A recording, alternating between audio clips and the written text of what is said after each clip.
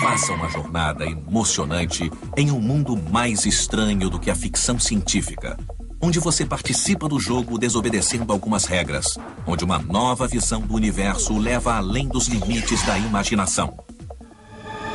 Este é o mundo da teoria das cordas. Uma forma de descrever todas as forças e toda a matéria, desde o átomo até a Terra, até o fim das galáxias, desde o nascimento do tempo até seu último instante, em uma única teoria. Uma teoria de tudo. Nosso guia nesse admirável mundo novo é Brian Greene, escritor de best-sellers e físico. E não importa quantas vezes eu venho aqui, parece que nunca me acostumo. Ele pode nos ajudar a solucionar o maior enigma da física moderna? Que nossa compreensão do universo baseia-se em dois grupos de leis discordantes. Decifrar essa contradição frustrou até Einstein, que fez dela sua busca final. Depois de décadas, finalmente podemos estar à beira de uma descoberta. A solução? As cordas. Minúsculas partículas de energia vibrando como as cordas de um violoncelo. Uma sinfonia cósmica no âmago de toda a realidade. Mas isso tem um preço. Universos paralelos e 11 dimensões. E na maioria, você nunca viu. Realmente podemos viver em um universo com mais dimensões que podemos enxergar. As pessoas que disseram que há outras dimensões no espaço foram taxadas de malucas ou extravagantes. Uma miragem da ciência e da matemática? Ou a teoria de tudo mais definitiva? Se a teoria das cordas não conseguir fornecer uma previsão testável, então ninguém deve acreditar nela. Isso é uma teoria da física ou uma filosofia? Uma coisa certa é que a teoria de cordas já está nos mostrando que o universo pode ser muito mais estranho do que qualquer um de nós já imaginou. A seguir, tudo começou com uma maçã. O triunfo das equações de Newton vem da busca de compreender os planetas e as estrelas. E muito tempo se passou desde então. Einstein deu ao mundo uma nova compreensão do que é a força da gravidade na realidade. Onde ele parou, os teóricos das cordas agora ousam prosseguir. Mas quanto falta para realizarem o sonho de Einstein? Assista agora ao Universo Elegante, o sonho de Einstein.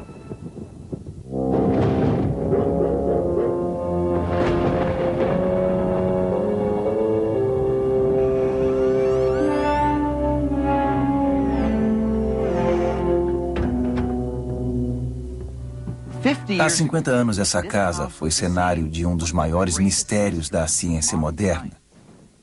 Um mistério tão profundo que hoje milhares de cientistas da física de ponta ainda tentam solucioná-lo.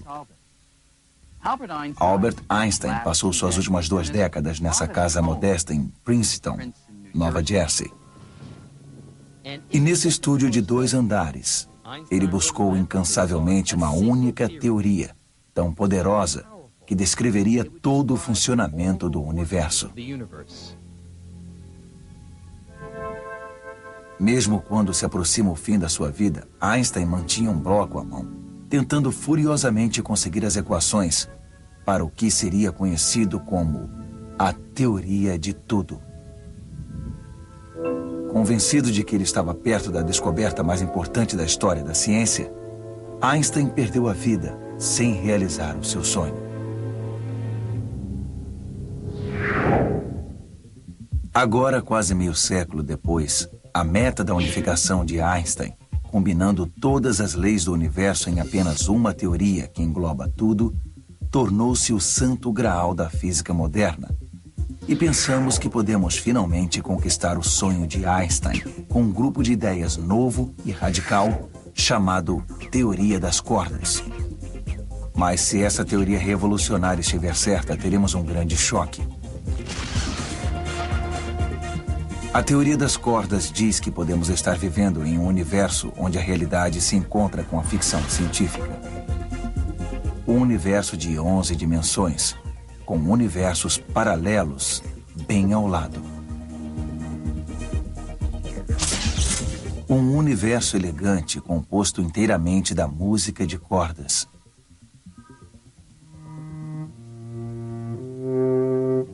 Mas com toda sua ambição, a ideia básica da teoria das cordas é surpreendentemente simples.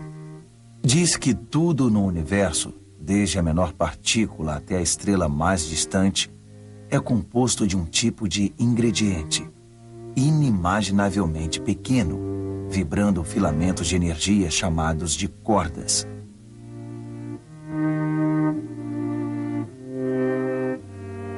Assim como as cordas de um violoncelo podem fazer soar uma rica variedade de notas musicais, as minúsculas cordas da teoria das cordas vibram em uma infinidade de formas diferentes, compondo todos os componentes da natureza.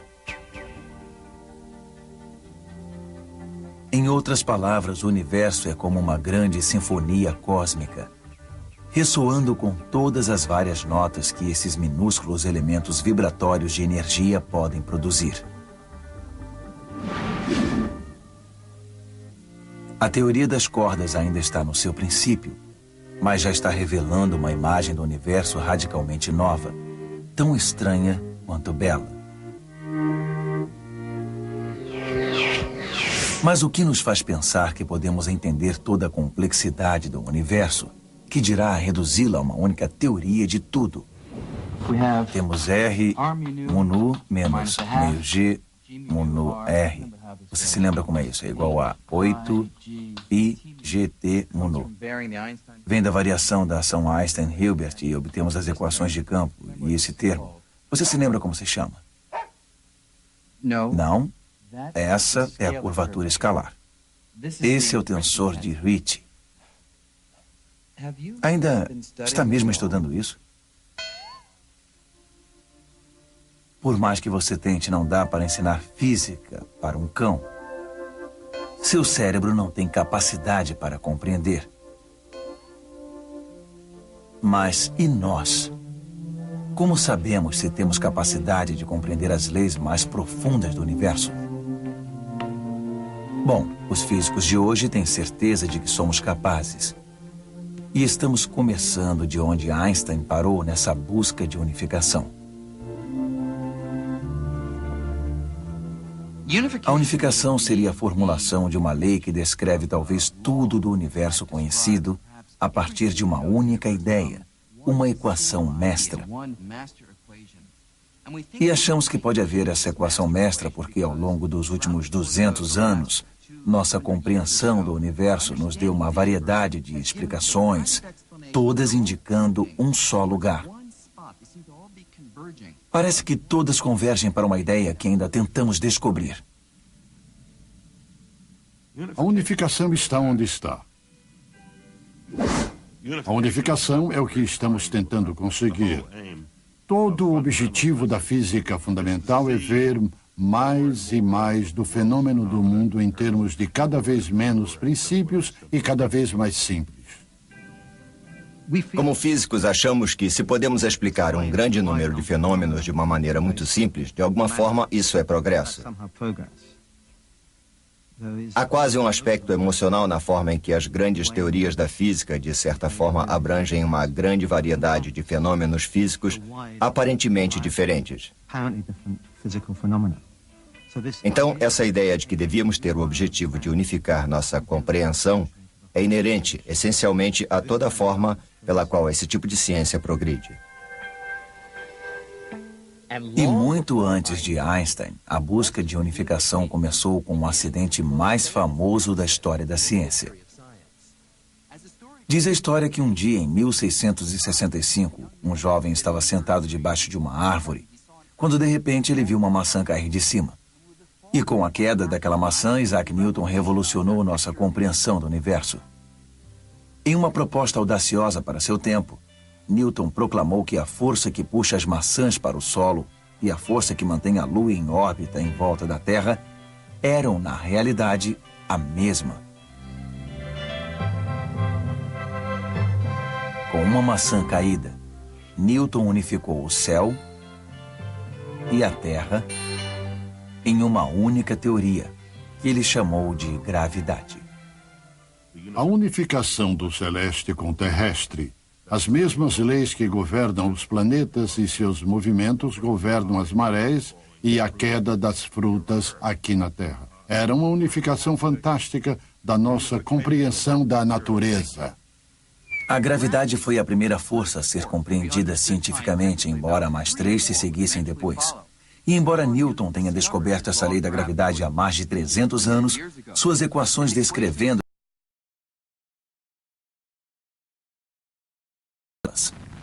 na verdade, os cientistas não precisam de nada mais do que as equações de Newton para orientar a rota de um foguete que levou o homem à Lua.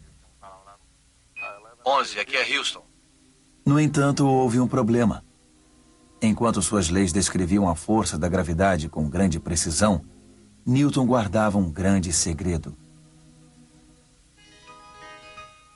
Ele não tinha ideia de como a gravidade realmente funciona.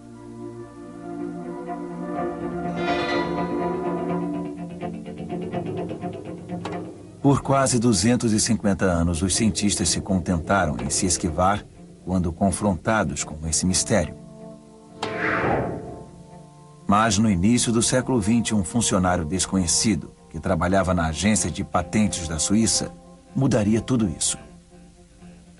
Enquanto revisava inscrições para a patente, Albert Einstein também pensava no comportamento da luz.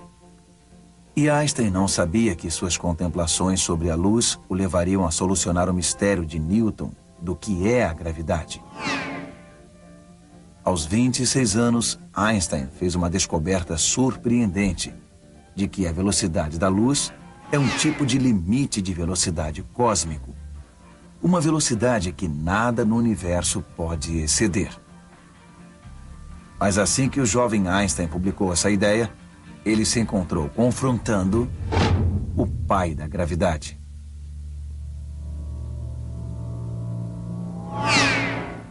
O problema era que a ideia de que nada pode ser mais rápido que a velocidade da luz contrariava a compreensão da gravidade de Newton.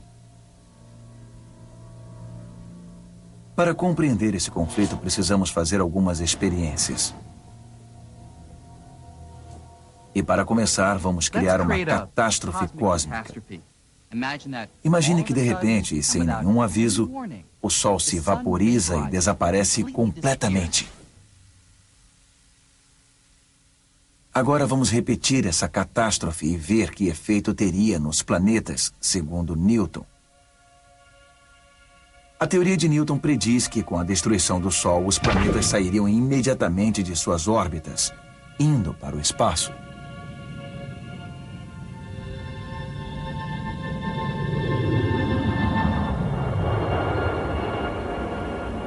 Em outras palavras, Newton pensava que a gravidade era uma força que age instantaneamente a qualquer distância. E então sentiríamos imediatamente o efeito da destruição do Sol. Mas Einstein viu um grande problema na teoria de Newton. Um problema que surgiu de seu trabalho com a luz. Einstein sabia que a luz não viaja instantaneamente.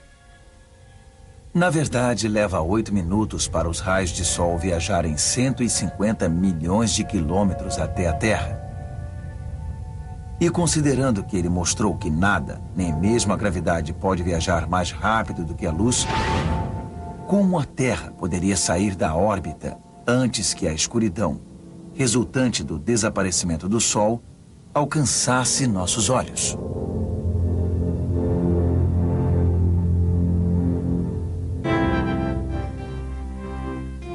Para o jovem presunçoso da agência de patentes suíça, qualquer coisa mais veloz do que a luz era impossível.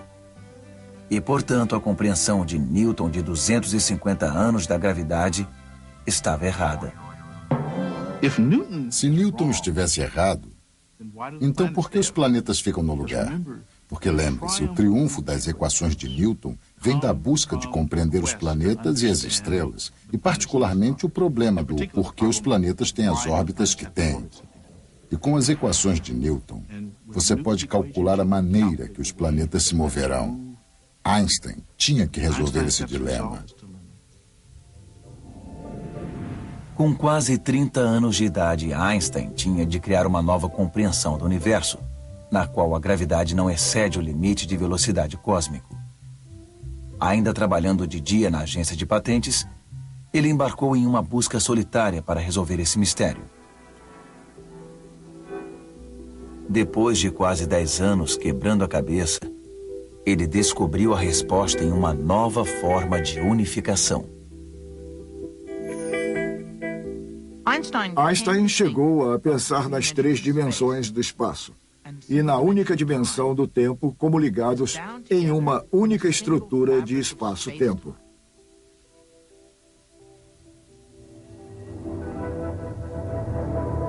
Ao entender a geometria dessa estrutura de 4 dimensões de espaço-tempo, ele tinha a esperança de poder simplesmente falar de coisas se movendo ao longo de superfícies nessa estrutura espaço-tempo. Como a superfície de um trampolim, essa estrutura unificada é curvada e esticada por objetos pesados, como planetas e estrelas. E é esse movimento, ou encurvamento do espaço-tempo, que cria o que sentimos como gravidade. Um planeta como a Terra é mantido em órbita não porque o Sol chega e instantaneamente a abarca, como na teoria de Newton, mas simplesmente porque ela segue curvas nessa estrutura espacial causada pela presença do Sol. Então, com essa nova compreensão da gravidade, vamos refazer a catástrofe cósmica. Vamos ver o que acontece agora se o Sol desaparecer. O distúrbio gravitacional resultante formará uma onda que viaja através da trama espacial, da mesma forma que um pedregulho lançado em um lago faz ondas que viajam na superfície da água. Então não sentiríamos uma mudança na nossa órbita em volta do Sol, até que essa onda alcançasse a Terra. E tem mais. Einstein calculou que essas ondas de gravidade viajam exatamente na velocidade da luz. Então, com essa nova abordagem, Einstein solucionou o conflito com Newton sobre a velocidade da gravidade. E mais do que isso, ele deu ao mundo uma nova compreensão do que a força da gravidade realmente é. São trabalhos e curvas na estrutura do espaço-tempo. Einstein chamava essa nova imagem da gravidade de relatividade geral. E dentro de poucos anos, Albert Einstein tornou-se um nome conhecido. Einstein era como um astro do rock em sua época. Ele era uma das pessoas mais conhecidas e reconhecidas vivas. Ele e talvez Charlie Chaplin eram os reis da mídia popular. As pessoas seguiam seu trabalho e estavam na expectativa, por causa daquela coisa maravilhosa que ele tinha feito com a relatividade geral, aquela reformulação das leis da gravidade em sua cabeça. Havia a ideia de que ele podia fazer aquilo de novo e as pessoas queriam participar. Apesar de tudo que ele tinha conseguido, Einstein não estava satisfeito. Ele imediatamente partiu para ambições ainda maiores. A unificação da sua nova compreensão da gravidade com a única outra força conhecida na época, o eletromagnetismo. Bom, o eletromagnetismo é uma força que havia sido unificada apenas algumas décadas antes. Por volta de 1850, a eletricidade e o magnetismo chamavam muito a atenção dos cientistas. Essas duas forças pareciam compartilhar um curioso relacionamento, do qual inventores como Samuel Morse tiravam vantagem em aparelhos novos como o telégrafo. Um pulso telegráfico enviado através de um fio de telégrafo para um ímã a milhares de quilômetros de distância produzia os pontos e traços familiares do código Morse, que permitiam que as mensagens fossem transmitidas por todo o continente em uma fração de segundos. Embora o telégrafo fosse uma sensação, a ciência fundamental que o conduzia permanecia sendo um mistério. Mas para um cientista escocês chamado James Clerk Maxwell, o relacionamento entre a eletricidade e o magnetismo era tão óbvio na natureza que exigia unificação.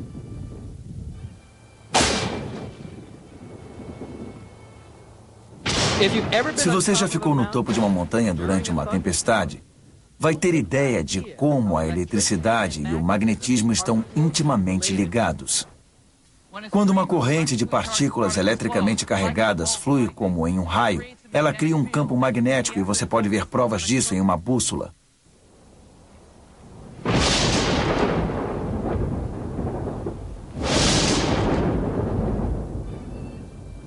Obcecado por esse relacionamento, o escocês estava determinado a explicar a ligação entre eletricidade e magnetismo na linguagem da matemática.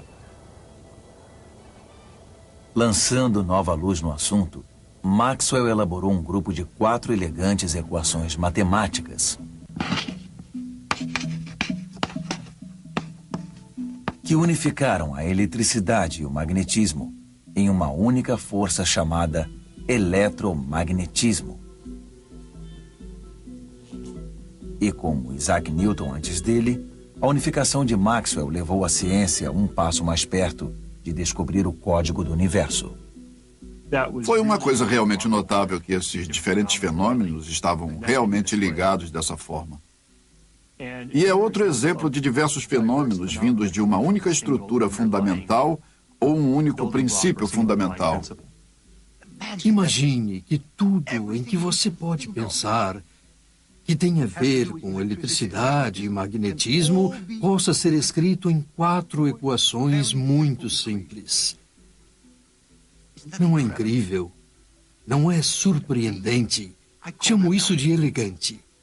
Einstein pensou que esse era um dos momentos triunfantes de toda a física e admirou muito Maxwell pelo que ele tinha feito.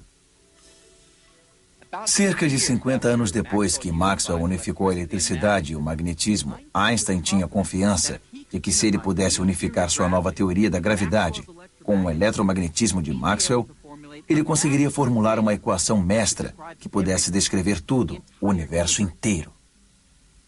Einstein acreditava claramente que o universo tem um padrão geral grande e belo pela forma como funciona. E então vamos responder a pergunta: por que ele estava procurando a unificação? Simplesmente acho que a resposta é que Einstein é um daqueles físicos que quer muito conhecer a mente de Deus, o que quer dizer todo o panorama.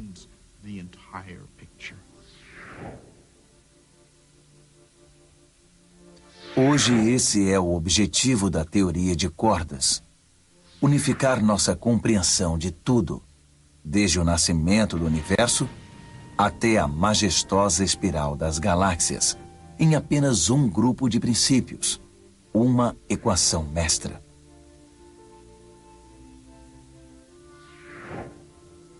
Newton tinha unificado os céus à Terra com a teoria da gravidade. Maxwell tinha unificado a eletricidade e o magnetismo. Einstein estudou tudo o que restou para fazer uma teoria de tudo. Uma única teoria que pudesse abarcar todas as leis do universo. Era mesclar sua nova imagem da gravidade com o eletromagnetismo. Com certeza ele tinha motivação. Provavelmente uma delas pode ter sido a estética ou sua busca de simplificar. Outra pode ter sido só o fato físico de que parece que a força da gravidade é igual à velocidade da luz. Então, se os dois vão na mesma velocidade, talvez seja indicativo de alguma simetria fundamental. Mas à medida que Einstein começou a tentar unificar a gravidade e o eletromagnetismo, ele descobriu que a diferença de força entre essas duas forças superaria suas similaridades. Vou mostrar o que quero dizer. Tendemos a pensar que a gravidade é uma força poderosa. Afinal, é a força que agora mesmo está me ancorando nessa beirada. Mas comparada ao eletromagnetismo, na realidade é terrivelmente frágil. Na verdade, tem um testezinho bem simples para demonstrar isso. Imagine que eu fosse saltar desse edifício muito alto. Não vamos só imaginar isso. Vamos fazer isso. Você vai ver o que quero dizer.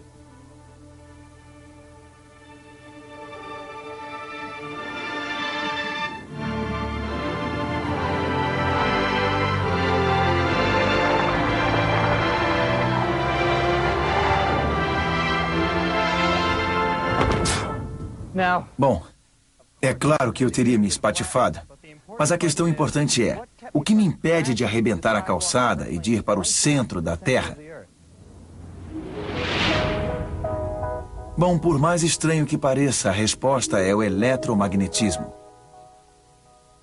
Tudo o que podemos ver a partir de você e de mim, até a calçada, é composto de minúsculas partículas de matéria chamadas átomos. E a parte externa de cada átomo contém uma carga elétrica negativa. Então, quando meus átomos colidem com os átomos do concreto, essas cargas elétricas repelem-se com tal força que só um pedacinho de calçada pode resistir a toda a gravidade da Terra e me impedir de cair. Na verdade, a força eletromagnética é bilhões e bilhões de vezes mais forte do que a gravidade. Parece um pouco estranho, porque a gravidade mantém nossos pés no chão, mantém a Terra girando em torno do Sol, mas na verdade ela consegue fazer isso só porque age em conglomerados enormes, gigantescos de matéria. Sabe, você, eu, a Terra, o Sol, mas realmente no nível de átomos individuais, a gravidade é uma força minúscula, incrivelmente frágil.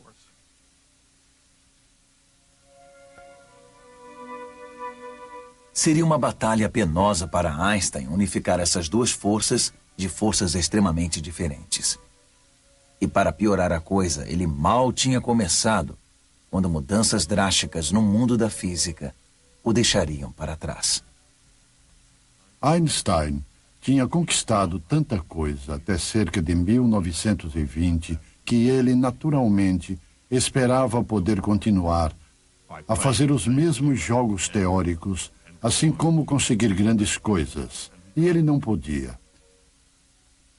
A natureza se revelava de outras formas nos anos 20 e 30 e os truques e instrumentos em particular que Einstein tinha a seu dispor, que tinham sido tão fabulosamente bem-sucedidos, simplesmente não eram mais aplicáveis.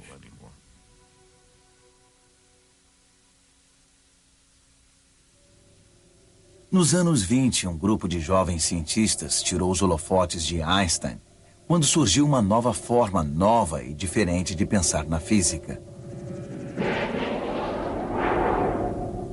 Sua visão do universo era tão estranha que isso faz a ficção científica parecer comum e transformou a busca de unificação de Einstein. Unificação. Liderados pelo físico dinamarquês Niels Bohr, aqueles cientistas estavam descobrindo um reino totalmente novo no universo. Descobriu-se que os átomos, que há muito eram considerados os menores componentes da natureza, consistiam de partículas ainda menores, os atuais conhecidos núcleos de prótons e nêutrons, orbitados por elétrons. E as teorias de Einstein e Maxwell eram inúteis para explicar a forma bizarra que essas minúsculas partículas de matéria interagem umas com as outras dentro do átomo. Havia um tremendo mistério sobre como explicar tudo isso. Como explicar o que estava acontecendo ao núcleo conforme o átomo começava a ser revirado de formas diferentes. E as teorias antigas eram totalmente inadequadas ao explicá-las. A gravidade era irrelevante, era fraca demais, e a eletricidade e o magnetismo não eram suficientes. Sem uma teoria para explicar esse estranho mundo novo, esses cientistas estavam perdidos em um território atômico desconhecido, procurando qualquer ponto de referência reconhecível.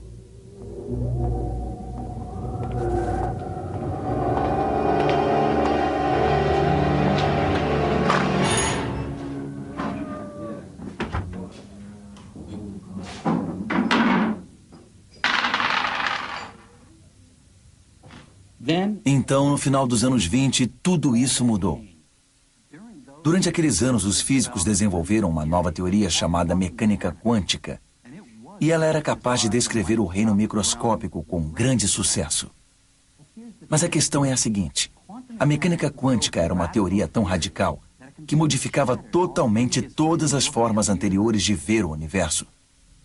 As teorias de Einstein exigiam que o universo fosse ordenado e previsível. Mas Niels Bohr discordava. Ele e seus colegas proclamaram que na escala de átomos e partículas, o mundo é um jogo de azar. No nível atômico ou quântico, a incerteza reina.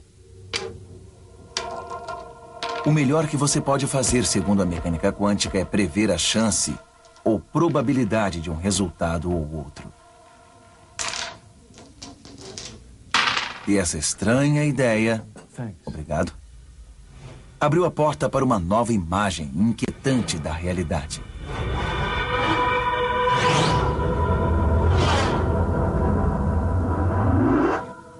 Era tão inquietante que, se as características bizarras da mecânica quântica fossem notáveis no nosso mundo diário, como são aqui no Café Quantum, você poderia pensar que ficou maluco. As leis do mundo quântico são muito diferentes das leis a que estamos acostumados. Nossas experiências diárias são totalmente diferentes de qualquer coisa que você veria no mundo quântico. O mundo quântico é louco. Provavelmente é a melhor forma de descrevê-lo. É um mundo louco. Durante quase 80 anos, a mecânica quântica alegou com sucesso que o estranho e o bizarro são típicos de como o nosso universo realmente se comporta em escalas extremamente pequenas. Na escala da vida diária, não experimentamos diretamente a esquisitice da mecânica quântica. Mas aqui no Café Quantum, grandes coisas cotidianas às vezes se comportam como se fossem microscopicamente minúsculas. Não importa quantas vezes eu venho aqui, parece que nunca me acostumo. Eu quero um suco de laranja, por favor. Vou tentar. Vou tentar, diz ela. Sabe, eles não estão acostumados com pessoas fazendo pedidos definitivos aqui no Café Quantum, porque aqui tudo é governado pelo acaso. Apesar de querer um suco de laranja, há somente uma probabilidade de que eu realmente consiga um.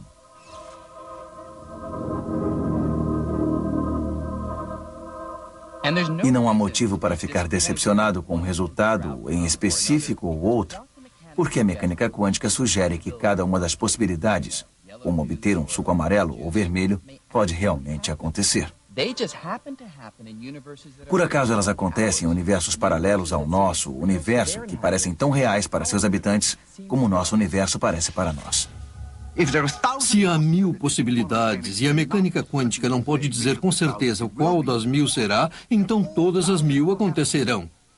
Você pode rir disso e dizer, isso tem que estar errado. Mas tem tantas outras coisas na física que na época que as pessoas descobriram podiam estar erradas, mas não estavam. Acho que você tem que ter um pouco de cuidado antes de afirmar que isso está totalmente errado.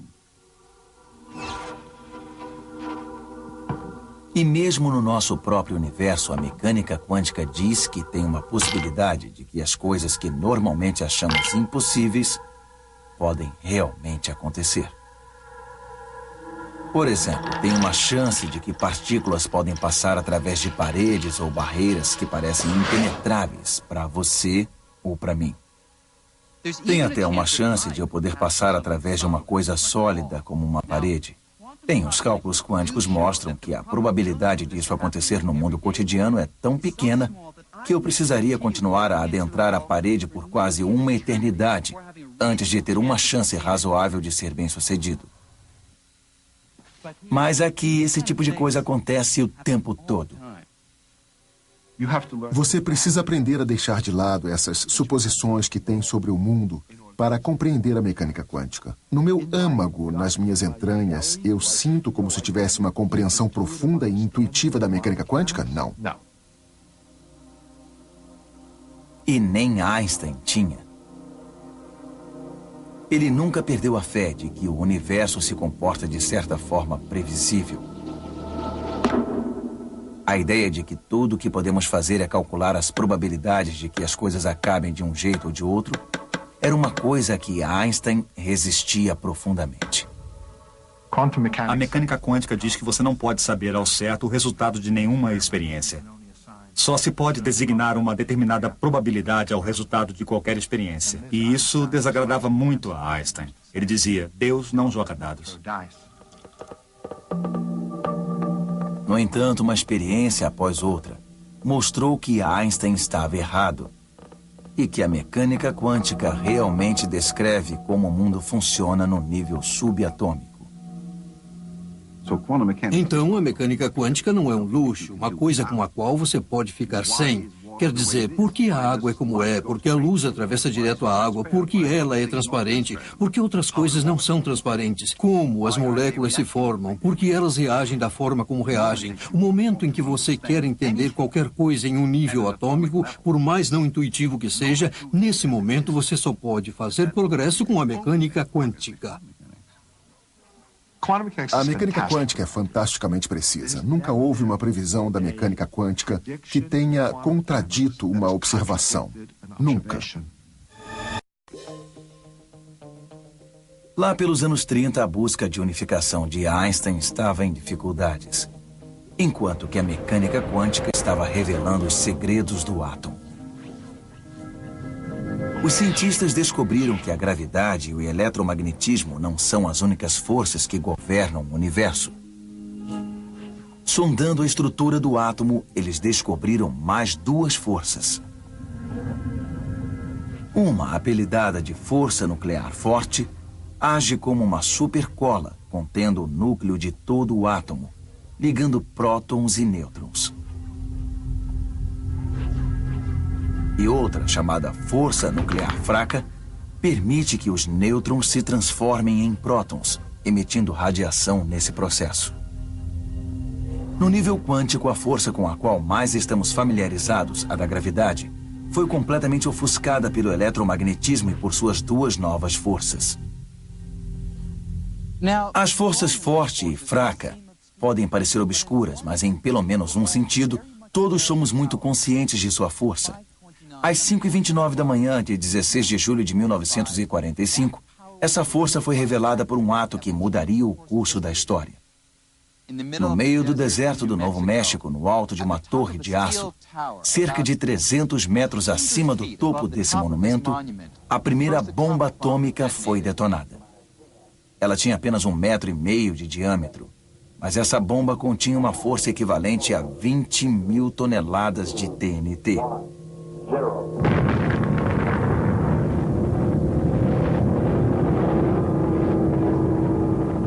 Com essa explosão poderosa, os cientistas liberaram a força nuclear forte. A força que mantém nêutrons e prótons estreitamente unidos dentro do núcleo de um átomo. Ao romper essa cola e ao dividir o átomo, quantidades vastas e realmente inacreditáveis de energia destruidora foram liberadas.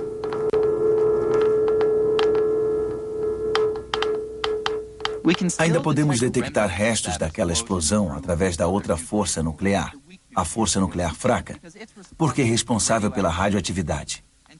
E hoje, mais de 50 anos depois, os níveis de radiação por aqui ainda são 10 vezes mais altos do que o normal. Então, embora em comparação ao eletromagnetismo e à gravidade, as forças nucleares ajam em escalas muito pequenas, seu impacto na vida diária é igualmente profundo. Mas e a gravidade? A relatividade geral de Einstein? Onde isso se encaixa no nível quântico? A mecânica quântica nos diz como todas as forças da natureza agem no reino microscópico, exceto a força da gravidade. Absolutamente ninguém conseguiu descobrir como a gravidade opera quando você a reduz ao tamanho de átomos e de partículas subatômicas. Ninguém consegue descobrir como colocar a relatividade geral e a mecânica quântica juntas em um pacote.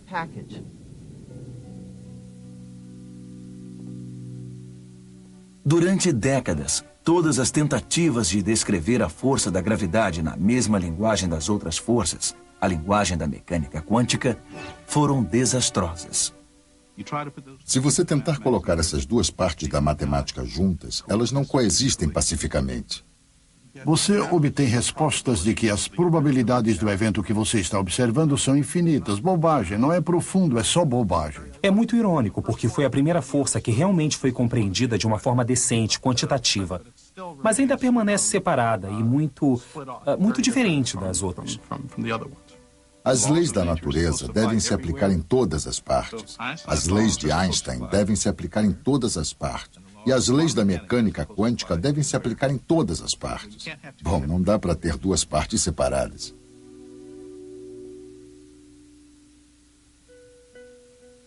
Em 1936, depois de fugir da Alemanha nazista, Einstein se estabeleceu em Princeton, Nova Jersey.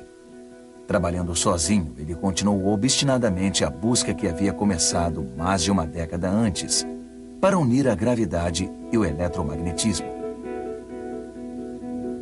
Todos os anos apareciam manchetes alegando que Einstein estava na beira do sucesso. Mas a maioria de seus colegas acreditavam que ele estava enganado e que seus melhores dias já tinham ficado para trás. Em seus últimos anos, Einstein ficou muito desligado do trabalho da física em geral e deixou de ler os ensaios das pessoas. Nem acho que ele soubesse que existia uma coisa como a força nuclear fraca. Ele não prestou atenção nessas coisas. Ele continuou trabalhando no mesmo problema que ele tinha começado a trabalhar enquanto jovem. Quando a comunidade de físicos teóricos começou a sondar o átomo, Einstein foi deixado de fora definitivamente. De alguma forma, ele decidiu não olhar para a física advinda dessas experiências. Quer dizer que as leis da mecânica quântica não desempenharam nenhum papel em suas investigações. Ele é considerado uma figura frágil, simpática de um velhinho que liderou uma antiga revolução, mas de alguma forma ficou de fora.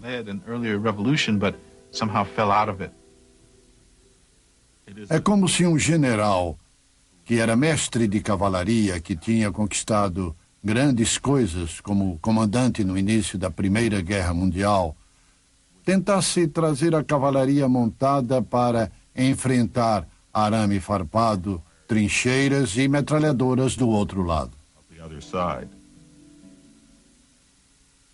Albert Einstein morreu em 8 de abril de 1955. E por muitos anos pareceu que o sonho de Einstein de unificar as forças em uma única teoria morreu com ele. Então a busca de unificação tornou-se um atraso na física.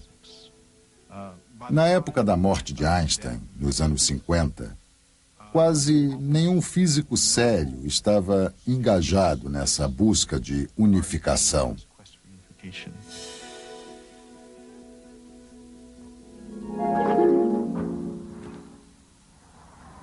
Desde então, a física se separou em dois campos distintos. Um que usa a relatividade geral para estudar objetos grandes e pesados, coisas como estrelas, galáxias e o universo como um todo. E outro que usa mecânica quântica para estudar os objetos mais minúsculos, como átomos e partículas. Isso foi como ter duas famílias que não se dão bem e nunca falam uma com a outra, vivendo debaixo do mesmo teto. Parece que não havia outra forma de combinar a mecânica quântica e a relatividade geral em uma única teoria que pudesse descrever o universo em todas as escalas. Bom, apesar disso, fizemos um progresso tremendo na compreensão do universo. Mas tem um problema. Há reinos estranhos do cosmos que nunca serão totalmente compreendidos até que encontremos uma única teoria. E em nenhum lugar isso é mais evidente do que nas profundezas de um buraco negro. Um astrônomo alemão chamado Karl Schwarzschild propôs pela primeira vez o que agora chamamos buracos negros em 1916. Enquanto estava estacionado nas linhas de frente na Primeira Guerra Mundial, ele solucionou as equações da relatividade geral de Einstein de uma forma nova e intrigante. Entre cálculos de trajetória de artilharia, Schwarzschild descobriu que uma enorme quantidade de massa, como a de uma estrela muito densa, concentrada em uma pequena área, distorceria a estrutura do espaço-tempo de forma tão drástica que nada, mesmo a luz, poderia escapar da sua força gravitacional.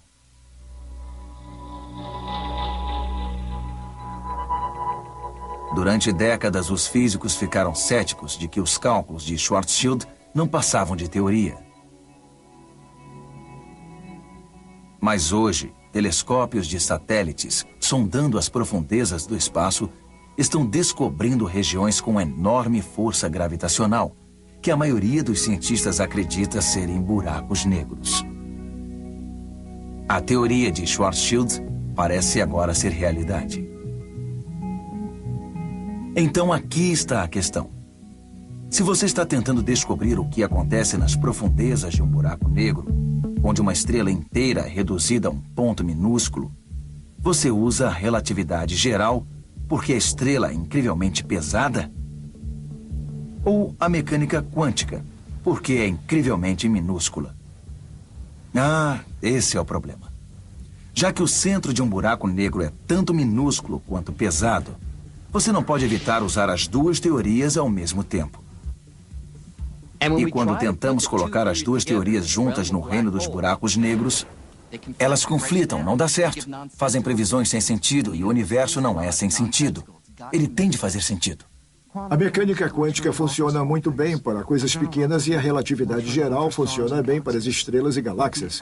Mas os átomos, as coisas pequenas e as galáxias fazem parte do mesmo universo.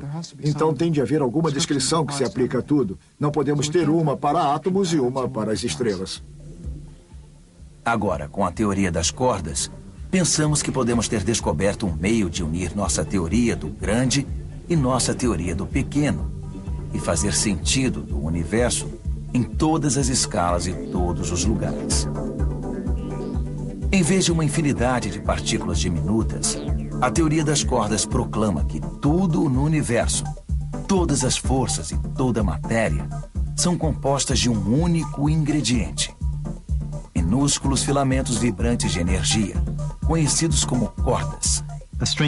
Uma corda pode vibrar de muitas formas diferentes, enquanto que, é claro, um ponto não pode. E as formas diferentes nas quais a corda vibra representam as diferentes formas de partículas elementares. É como uma corda de violino, e ela pode vibrar assim como as cordas de um violino. Se preferir, cada nota descreve uma partícula diferente. Então tem um incrível poder de unificação. Ela unifica nossa compreensão de todos esses diferentes tipos de partículas. A unificação de diferentes forças e partículas é conseguida porque vem de diferentes tipos de vibração da mesma corda básica. É uma ideia simples com consequências de amplo alcance. O que a teoria das cordas faz é que contém a promessa de que podemos realmente compreender questões que você pode nem ter pensado que seriam questões científicas. Questões sobre como o universo começou, por que o universo é como é, no nível mais fundamental. A ideia de que uma teoria científica que nós já temos nas mãos poderia responder às perguntas mais básicas é extremamente sedutora. Mas essa sedutora nova teoria também é controversa. As cordas, se existem, são tão pequenas que há pouca esperança de se ver uma. A teoria das cordas e seus teóricos têm um problema de verdade. Como você testa realmente a teoria das cordas? Se não puder testá-la da forma que testamos as teorias normais, não é ciência, é filosofia. E isso é um verdadeiro problema. Se a teoria das cordas não conseguir fornecer uma previsão que possa ser testada, então ninguém deve acreditar nela. Por outro lado, tem um tipo de elegância nessas coisas. E, considerando a história de como a física teórica evoluiu até agora, é totalmente concebível que algumas, se não todas, dessas ideias acabem sendo corretas. Quando a maioria dos mais inteligentes e jovens físicos teóricos trabalhavam na teoria das cordas, acho que daqui a 100 anos ela será lembrada como uma era heróica, quando os teóricos tentaram e tiveram sucesso em desenvolver uma teoria unificada de todos os fenômenos da natureza. Por outro lado, pode ser lembrado como um trágico fracasso. Acredito que será lembrado como a era heróica. Ah, mas me perguntem daqui a 100 anos, daí eu posso dizer.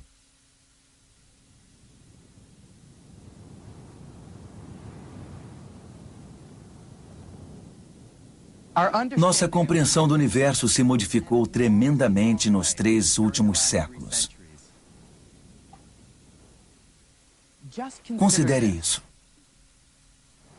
Isaac Newton, que talvez tenha sido o maior cientista de todos os tempos, disse uma vez: eu fui como um garoto brincando na praia, me distraindo de vez em quando, encontrando uma pedrinha mais macia, uma concha mais bonita do que o normal, enquanto o grande oceano de verdade estava diante de mim, sem ser descoberto.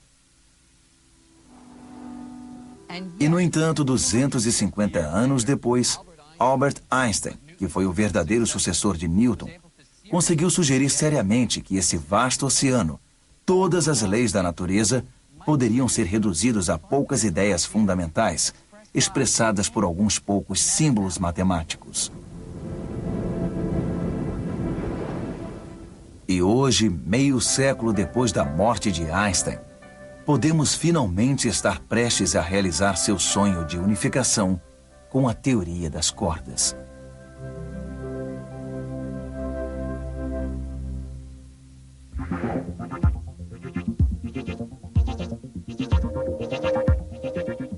Mas de onde veio essa nova teoria ousada e estranha? Como a teoria das cordas alcança a máxima unificação das leis do grande e das leis do pequeno? E como saberemos se está certa ou errada? Nenhuma experiência jamais pode verificar o que está acontecendo nas distâncias que estão sendo estudadas. A teoria é permanentemente segura. É uma teoria da física ou é uma filosofia? Não está escrito nas estrelas que vamos ter sucesso, mas no final, esperamos ter uma única teoria que governe tudo. Não perca no próximo episódio de O Universo Elegante.